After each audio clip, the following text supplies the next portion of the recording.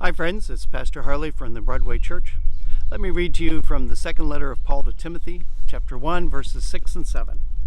Giving instruction to Timothy, he says, "For this reason I remind you to fan into flame the gift of God, which is in you through the laying on of my hands. For God gave us a spirit not of fear, but of power and love and self-control."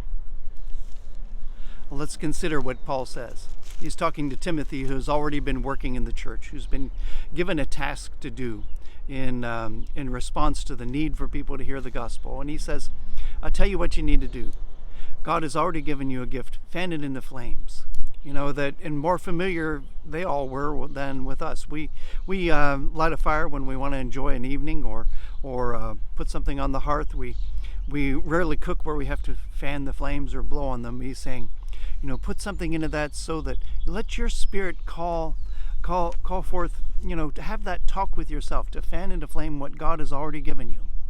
And so Paul is not saying, Timothy, I'm very disappointed in your work. He's not saying, Timothy, it hasn't been so very much already. He says, Timothy, it is already there. There's a lot in our lives that is already here, already blessed. We are already blessed by God. We are already guided into places, many of us right now, where the work and the love we're showing is bearing fruit. And Paul says you just need that much more of it. Sometimes the answer to our question, what are we to do in the church or in our home? What am I to do with my own soul? I just need more Jesus. Fan into flames the gift of the Spirit that is given to you. Our word for today. Be blessed.